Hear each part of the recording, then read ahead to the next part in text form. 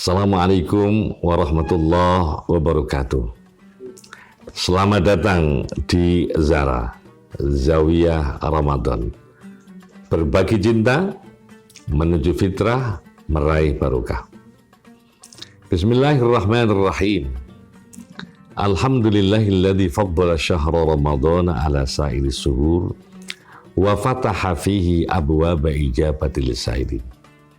Wassalatu wassalamu ala sayyidina wa nabiyina maulana Muhammadin imamis sa'imin ad-da'i bisunnati ila sa'adati wal adabir rasim wa ala alihi wa ashabihi al-hudatil muhlisin wa tu'ati ilallahil mursidin.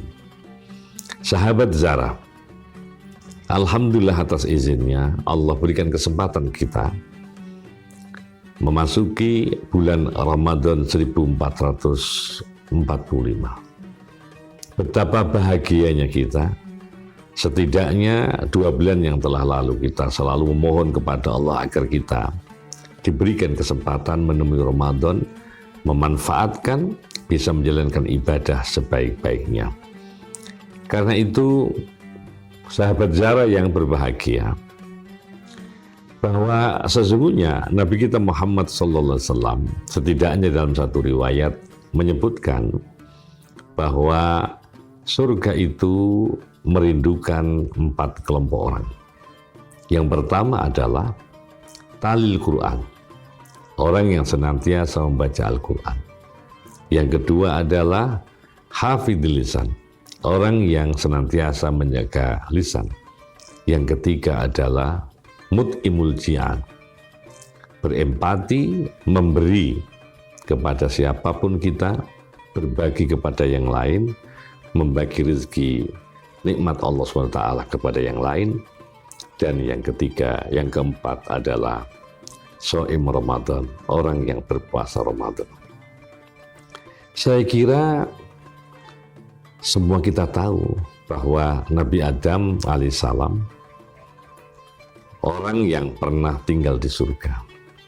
Maka kita semua keturunannya menjadi tidak saja dirindukan oleh surga, tetapi kita juga punya kewajiban bagaimana mendapatkan surga kembali yang pernah ditinggali oleh Nabi kita Adam alaihissalam.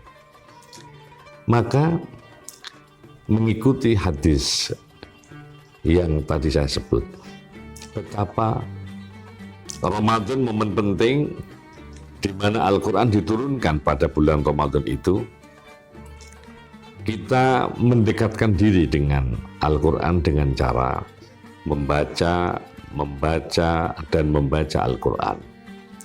Baik kita membaca Al-Quran secara personal, individual, atau bersama-sama kita lakukan secara kolektif seperti tradisi yang ada di dalam Ramadan. Kita semua membaca secara bergiliran satu di antara yang lain, saling membaca, saling mendengar, saling mengingatkan jika ada kesalahan. Lebih dari itu, kita sesungguhnya punya kewajiban moral untuk mengetahui bagaimana isi Al-Quran itu, sehingga kita semakin dekat dengan Al-Quran, di mana Al-Quran diturunkan di bulan Ramadan.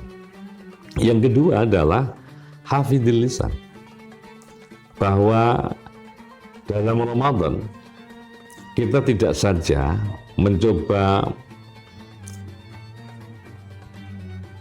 menjauhkan diri dari segala sesuatu yang dapat membatalkan puasa kita secara fikih. Artinya makan, minum, melakukan kegiatan-kegiatan sebagaimana yang dilakukan oleh siapapun orang yang sudah bersuami atau beristri. Lebih dari itu, sesungguhnya kita punya kewajiban moral menjaga lisan kita, menjaga seluruh indera kita, mata kita, telinga kita, jemari kita, untuk tidak melakukan hal-hal yang tidak memiliki manfaat. Bukankah Nabi kita Muhammad SAW pernah memberikan sebuah imbauan kepada kita, min husni islamil mar'i tarkuhu ma la ya'ni, bahwa indikator seseorang menjadi lebih baik Islamnya ketika telah meninggalkan apa saja yang tidak ada guna bagi dirinya. Maka puasa ini adalah momen penting ketika Nabi juga menyindir kita, kam min shaimin laisa lahu min syami ilal ju' wal atas. Ada ternyata orang yang berpuasa tidak mendapatkan apapun dari puasanya, hanya sebatas lapar dan dahaga. Karena itu ketika kita punya keinginan dirindukan surga, kita menjaga diri, lisan kita, mata kita, telinga kita, dan semua organ tubuh kita tidak melakukan apa saja yang tidak guna. Yang ketiga, Ramadan ini memaksa kita untuk berempati kepada sesama. Bagaimana tidak? Di hari-hari di Ramadan barangkali siapapun kita di jam-jam tertentu yang mestinya kita bisa makan, saat Ramadan seperti ini terpaksa kita tidak makan. Mengapa? Karena waktu belum masuk untuk berbuka. Kita siapapun akan merasakan ternyata lapar tidak menguntungkan.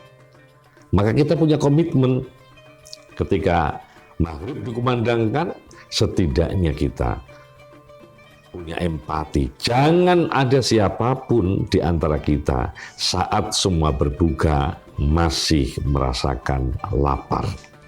Sahabat Zara yang saya cintai, bahwa sesungguhnya ini menjadi penting. Sekalipun sesungguhnya motivasi yang diinginkan, berempati kepada sesama tidak harus di dalam Ramadan, tetapi Ramadan ini adalah momen yang baik mengingatkan kita, seolah Allah itu mengingatkan, bukankah rezeki yang diterimakan Allah kepada kita bukan semua untuk kita, tetapi karena mungkin kita dungu, kita juga tidak segera memberikan apa yang kita terima dari Allah untuk kita berikan kepada sesama, sehingga Allah harus memberikan pengalaman pahit kepada kita, ternyata lapar tidak menguntungkan. Karena itu tradisi yang baik di berbagai tempat, sejelang Ramadan, jelang berbuka, kita semua kemudian memberikan sedikit apa yang akan kita pakai buka itu, kita berikan kepada orang lain. Ya, tradisi takjil. Maka sungguh logikanya takjil itu diterimakan secara gratis, bukan dijual. Logikanya tidak ada takjil dijual. Takjil kok dijual? Takjil itu diberikan. Sekalipun motivasinya bahwa sesungguhnya kita punya kewajiban moral. Selepas Ramadan empati kita harus. Tetapi ini adalah masa yang baik. Memupuk empati kita kepada sesama, berbagi rezeki Allah kepada yang lain. Dan yang keempat adalah shaim Ramadan. Mumpung kita diberi kesempatan menemui Ramadan, mari kita bersama-sama manfaatkan untuk puasa. Karena sungguh dalam satu hadis qudsi, Allah memberikan janji, memberikan pahala yang tiada kita kira. Mengapa begitu? Karena semua kebaikan yang kita lakukan, Allah akan berikan pahala seperti orang melakukan kesunahan. Semua ibadah sunnah yang kita lakukan itu diberikan pahala seperti yang wajib, dan yang wajib bisa dilipat gandakan sampai dengan 700 kali. Sekali lagi, momen yang penting saat kita tidak bisa memastikan apakah usia kita di masing-masing ini lebih dominan kebaikan yang kita lakukan atau sebaliknya. Untung kita semua ini kemudian diberikan informasi, man shoma ramadhana imanan wa ihtisaban ghufira lahu ma taqaddama min dambi. Bahwa sungguh siapapun orang berpuasa diampunkan dosa-dosanya. Jika tidak, kita hanya bisa mengamini apa yang telah dipanjatkan oleh seorang imam, Abu Nuwas. Ilahi lastu lil firdausi a'la. Allah, rasanya aku tidak pantas engkau masukkan ke surga Firdaus, tapi wala aqwa 'alan nal jahimi. Tapi aku tidak kuat kalau engkau masukkan aku ke neraka. Maka permohonanku hanya satu, ya Allah, fahabli taubatan waghfir dzunubi. Ampunkan dosa-dosaku. Hanya engkau yang memberikan ampunan sebesar apapun dosa yang dilakukan oleh hamba-Mu. Maka momen Ramadan ini adalah Allah fasilitasi kita semua agar kita diampunkan dosa-dosa, sehingga kita kemudian tatak berani memohon, menyantumkan doa. Allahumma inni as'aluka ridhoka wal jannah wa a'udzubika min sakhatika wan nar. Ya Allah, aku hanya minta ridhomu dan memohon surgamu. Aku mohon kepadamu perlindungan agar terjauhkan dari murka dan neraka. Saya kira ini Ramadan adalah bulan yang istimewa dalam kehidupan keberagaman kita. Bagaimana tidak, Allah juga memfasilitasi kita satu malam yang dirahasiakan oleh Allah, malam Lailatul Qadar, entah itu kapan terjadi. Sekalipun beberapa riwayat menjelaskan kebiasaan-kebiasaan, tapi harus kita songsong Lailatul Qadar itu sejak di awal Ramadan seperti ini. Siapapun Allah kehendaki, maka seolah di catatan amal telah tercatat yang bersangkutan, seolah yang bersangkutan melakukan ibadah 83 tahun, 4 bulan, 10 hari. Yang setiap pagi kita puasa, berderma kepada yang lain, setiap malam kita qiyamul lail. Tidak bisa kita bayangkan betapa banyak pahalanya. Karena itu kita berharap mulai hari ini, di awal-awal Ramadan seperti ini, agar Allah berkenan memberikan kita Lailatul Qadar.